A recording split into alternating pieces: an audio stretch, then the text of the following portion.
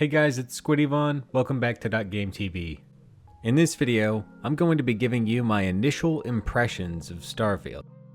Now I do want to clarify that that is not a full review. That's going to come a lot later because this game is absolutely massive, and as I'm sure you've heard before with other reviews, virtually any amount of time with Starfield is not enough to have fully explored every facet of the game, and I agree with that position. It's just too big. So I will be doing a full review, but that'll be much later on. These are going to be my initial impressions. Also, if you want to see more Starfield content in the future, hit the subscribe button because there's going to be a lot more content coming out. But enough of all that, let's get into it. What did I think of Starfield? We'll start with the main story because that's where Starfield starts you. Now, main stories have never been considered a strong suit of Bethesda. Some people even avoid them completely, but this is really one you shouldn't avoid. And there are a couple reasons behind that. For one, it really isn't bad. I'm not going to do any spoilers in this video, but I do think the main hook of looking for ancient artifacts along with your Constellation team members is one of the better ones that we've seen from a Bethesda game. And I think a lot of this comes from the development of the main characters and your companions. The voice acting's better, the engagement and emotion is better, but one thing I really didn't like was the beginning. It was just dull.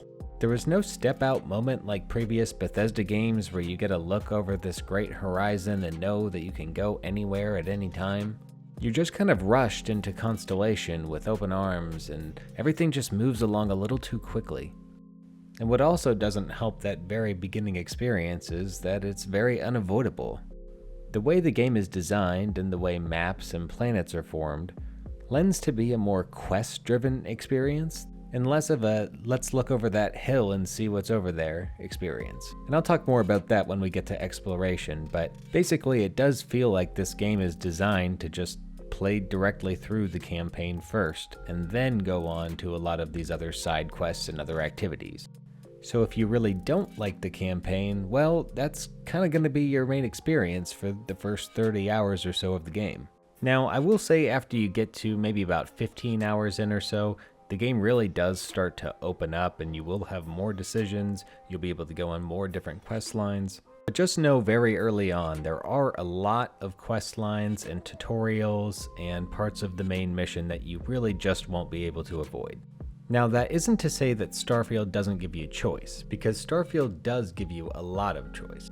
It's a classic open world RPG, and you can go pretty much wherever you want and do pretty much whatever you want. It also has a very extensive dialogue system, and I don't even think it gets enough credit here. There are a lot of dialogue options, and no, this isn't Baldur's Gate 3, but this is really good. While there are some major decisions you can make, and there are plenty of smaller decisions you can make along the way as well, this isn't the kind of game where every single decision that you're making is going to lead to a different outcome than any other decision that you're making. But what is great here is both the quality and the volume of all of the dialogue options that are available. This game is going to have an enormous amount of replayability. Speaking of replayability, this game will feature a New Game Plus, which will allow you to extend your playthroughs, but I haven't experienced that feature yet, so I'm not going to make too much comment on it. It is cool that it exists though. So all in all, the main quest line I do think is a good experience that most players are going to like, but I don't think it's quite on the level of a Witcher 3 or a Mass Effect or anything like that, as far as a narrative experience goes. So when you aren't doing part of the main narrative experience, what are you doing? Exploring. And that's kind of one of the most divisive features, I would say, as of now within Starfield. Starfield features over 1,000 planets, which are created by using procedural generation along with handcrafted content. I think there's a lot of variance on just how good the planets look, and I think the time of day can also hugely impact how good the scene looks. Sometimes I'll be truly astonished that what I'm looking at was a procedurally generated terrain, but sometimes I feel like I'll be going to a No Man's Sky planet on a Nintendo Switch. I actually found that landing on a planet right at the dusk line is a really cool way to get some of the best looking lighting that you can get on the different planets. They really did nail sunsets in this game. Now, one thing I didn't like was the fast travel system. It felt just too liberal and too inconsequential. It makes you feel as if a lot of the journey just isn't worth it most of the time, and you might as well just click fast travel to go to any of the different locations. Now, some people are going to say the problem could be solved by obviously making it so it's this completely seamless world and you can fly your ship anywhere at any time all over all of these 1,000 planets. Basically, they want No Man's Sky, Star Citizen combined into a Bethesda RPG. That's just not going to happen. The scope is too much. I mean, go see Star Citizen and how far along it's gotten. But what I really don't like about this system is that I feel like it's a missed opportunity. Segmenting out planets into different maps that you fast travel between, that makes sense, I get that. It allows for higher fidelity, it removes a lot of technical issues, but it just breaks up the seamlessness of the world just a little too much. You see the seams. I really would have preferred if rather than loading screens, we would have seen canned animations that serve as loading screens. I think that goes a long way into preserving some of that immersion, and I feel that the most, when those landing animations play, those landing animations and the taking off animations, when those are playing, I don't feel as if I'm not going down to the planet or going back up to space. It feels like a much more seamless experience, and it's something I wish they would have continued into all of their fast travel animations. Okay, so seamlessly or not, when you're down on the planet, what is there to do? When you're looking at a planet, you can choose to either go to known locations, and there are usually about 3 to 5 of these on each planet, or you can choose a specific landing allocation, which is basically selecting anywhere on the planet to land. Now, the main points of interest, especially the cities, are pretty awesome. Those cities are amazing. They're huge, they have tons of NPCs, lots of quest lines. There was a lot to see and a lot to do. And there are other handcrafted points of interest outside of the cities, like civilian settlements, abandoned mines, caverns. Some of them are plugs for the main storyline, some aren't. There's a lot of variety and a lot of detail, and when Todd Howard said that there's more handcrafted content in Starfield than any other game, I believe it. And I do think they do a good job of weaving that content into the game world itself and into the planets. But I do think that all that content just gets spread just a little too thin. And I think this would have been helped a great deal if they would have just had a few less points of interest that are a lot denser. So that way when people are going and trying to do things and trying to be a part of the hustle and bustle, they can go to those points and have a lot of that and be surrounded by that. Whereas when they want to go and experience kind of the quiet planets on Starfield, they don't feel like they're getting bombarded by procedural content. Now, beyond just the normal content, there are also a lot of systems, and do I ever mean a lot of extremely in-depth systems, like more than I ever would have imagined could be in one video game. I have over 30 hours and multiple saves in this game, and I haven't even touched outpost building, like literally even touched it, haven't done it one time. And also research and crafting, I've barely done any of that. There are recipes, weapon mods, and even shipbuilding. I mean, the shipbuilder is crazy. Everything is completely customizable. I spent like an hour in here just messing around, and I didn't even have access to anything at the time. Everything you customize will affect not only your ship's performance, but also the outside and inside of the way that it looks and feels, and they feel really different. There are different ship manufacturers, different modules, different weapon systems. It's a really good system, and it's actually not too hard to do either. I could see myself getting really lost in this once my character is a little more fleshed out and I have a little more money and resources to be able to spend on it. And that's another thing that kind of ties into what I was saying before with the game just starting a little slow, and that's these systems are very expensive. Both outpost building, ship building, they take a lot of skills and resources to be able to even do. So this is another issue I take with the pace of the beginning of the game, because there are just so many things that you can't do at the beginning of a game, which is so un-Bethesda, and it's a design decision that I think a lot of people are going to be divided on. Now, I think something Bethesda did improve in Starfield is the gunplay. Combat is a lot better than any previous Bethesda game we've gotten. Now, I do want to make the distinction between this kind of game and other first-person shooter games. This game is an RPG, and that means that all of your character's skill, or at least part of it, isn't coming from your own skill by being able to point and shoot quickly. It's coming from your character's skill and progression. Now this can be a little disconcerting because some people will think that they're able to shoot themselves out of certain situations just because they're an experienced first-person shooter player. Which isn't to say that good aim won't help you in Starfield, but skills and perks have direct control over how much damage you're doing to players. So if you don't have the skills to be good in combat, you're not going to be very good in combat. Your damage is affected, your accuracy is affected, things like weapons and headshot bonuses are affected. So just know that what type of player you're progressing will have an effect on your ability to shoot, whether or not you're a good shooter. All that said, I do think the gunplay and recoil and damage models are generally pretty acceptable. I do think at higher levels, enemies are starting to get just a little bit on the spongy side, so I would like to see some balance changes in that regard. But when you're actually shooting and engaging with enemies, it really is a pretty good time. And I think what stands out for this game in comparison to previous Bethesda games for me in terms of combat is the mobility.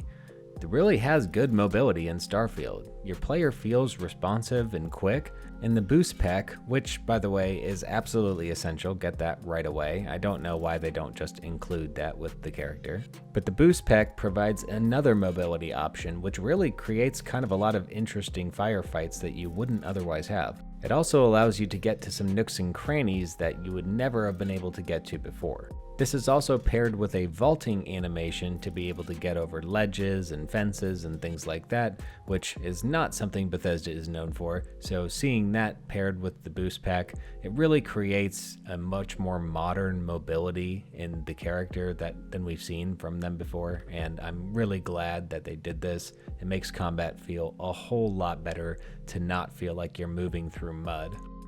Now, when you're engaging in combat, what are you engaging against? Well, usually an enemy. And in this regard, the engagement can go a little flat. The AI is just not good. There's no way around it. It's really, really terrible. They just don't generally provide much of a challenge or interaction. Now, I will say the one hope here is that this is an early access game, and AI is something that can be easily changed. It's not necessarily a design decision that's just permanent. It can be changed and updated and improved, so I do have hope that they will get that better. I mean, it feels like a regression from Fallout 4, so they have to get it better, right? I hope so anyway. Now, I did also want to talk about sound and music design, and I've got to say this is one of the high points of this game. Environmental sounds are fantastic, spatial audio is pretty good, and best of all, I really think that they do a good job of really resonating with the materials and the environments that you're in.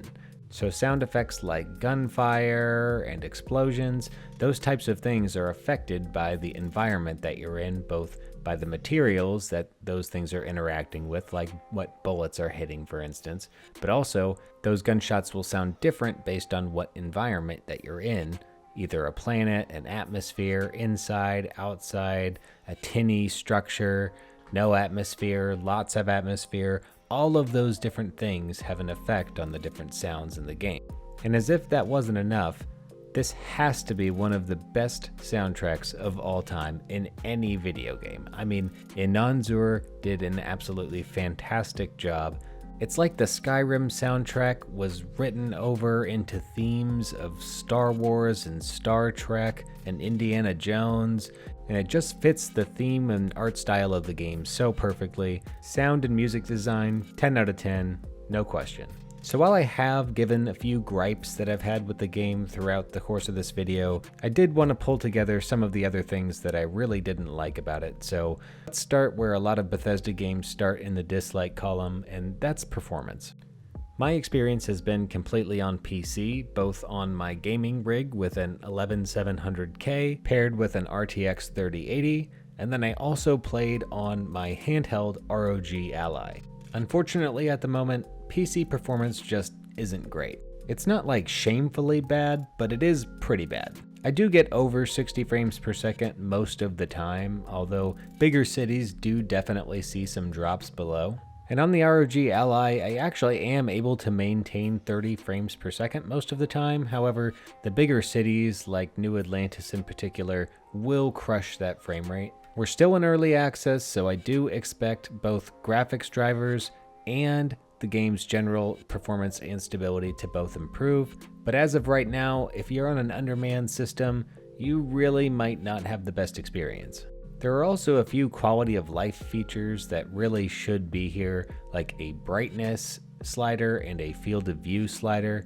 These are just settings that should be included in a game now. It's 2023, I really don't want to hear about what the developer's direction was. It doesn't matter what their direction was, they should include these features. And missing features, that also ties into DLSS, which of course I have an NVIDIA graphics card and I cannot use DLSS in the native version of the game at least. However, there are a ton of mods that have already corrected this, and if you are interested in changing your field of view, I've also done a complete video just on how to change that setting. So check that out if you did want to change your field of view. So I'd already mentioned a couple of other things that I dislike. The fast traveling system I think is way too liberal, and it didn't do a good enough job into making a seamless galaxy. As I already mentioned, the enemy AI is pretty terrible at the moment, although I do hope it will get better. And speaking of getting better, there are a lot of bugs that still need to get cleaned up, particularly with animation and NPCs and the dialogue animation system. Sometimes the characters just get stuck on stuff. They start doing weird dances, they get stuck in the terrain, they get stuck in walls. If there's a weird janky action you can imagine happening to an NPC, it probably is happening to someone in this game. That said, I haven't experienced any actual game-breaking bugs yet, which I've found really good over this long of a play period.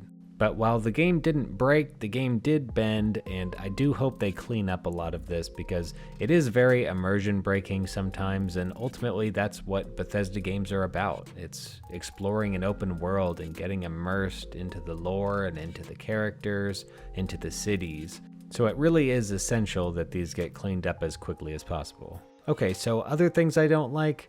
The menu system, it's not my favorite. It's not the worst that I've ever seen, but it's also not great. It was definitely built for a controller, which seems to be the standard for menus these days, unfortunately, and I do think we'll see a better version getting modded into the game very shortly. Which does segue into the last topic I wanted to talk about, which is modding. When I first started playing, I told myself, this is going to be a completely vanilla playthrough, I'll do it one time through, and then I will start modding. Nope, I already have 8 mods installed. Now, none of these are to cheat or to change serious systems in the game. Most of these are very small quality of life things, like moving that annoying XP bar out of the middle of the screen, and adding features like DLSS that probably should have been in the game anyways. Now, what's crazy about all of this is that this game hasn't even been out a week, and there are already hundreds of mods available for Starfield. And as they're coming out, I'm beginning to see more and more just how perfect this canvas is for modders. With all of those planets and the ability to procedurally trickle content, I think modders are going to be able to change what this game fundamentally is, and provide a huge change to the pacing depending on what the player likes to do. There's just so much opportunity here, and a game that has been criticized typically for being a little empty, I think modders can go a long way to filling that game out. And I think that's exactly what we're going to see with Starfield. But hey, not everybody likes or is able to mod, so with my final thoughts, I wanted to just give my final impressions of Starfield as it is in the vanilla game right now. It is a game I think I can recommend to just about everybody to at least try. There is just so much here to experience that I think everybody can find something that they like to do in Starfield. Now, I will say with how slow the game starts, I think a lot of people are going to get lost in the dust and maybe don't think that they like this kind of game, but I do urge anyone who has started and maybe doesn't think that they love it that much to just stick with it just a little while longer until things start to open up. I think the game feels small at first, but as you continue outward, it just feels larger and larger and larger, and that scope of space and that expanse that's out there, you start to feel that more and more the more you play. So I think that anybody who is looking for an open world RPG game is going to be absolutely delighted with Starfield. It's a game that definitely has its flaws, but we are still in early access. Some of those flaws do seem correctable, and I'm hopeful that Starfield will continue to get better into the future, and I know I'm going to be playing this game for a long, long time. And like I said, this is just an initial impressions review. I will be doing a full review sometime later. That's going to be months from now, when I finally maybe feel like I have a true grasp at just what Starfield is and just how I feel about it. So I do hope you guys enjoyed my first impressions. Like I said, subscribe to the channel if you are interested in Starfield content in the future. There is going to be a lot more coming down. I'd love to hear what you guys are doing in the game currently and how you guys are enjoying it. Do you agree with some of the things that I liked, some of the things that I hated? Let me know in the comments what you guys think of Starfield. Thanks for watching. I'll be back again soon with another Starfield video. Stay tuned. This is Squiddyvon, and this is .GameTV.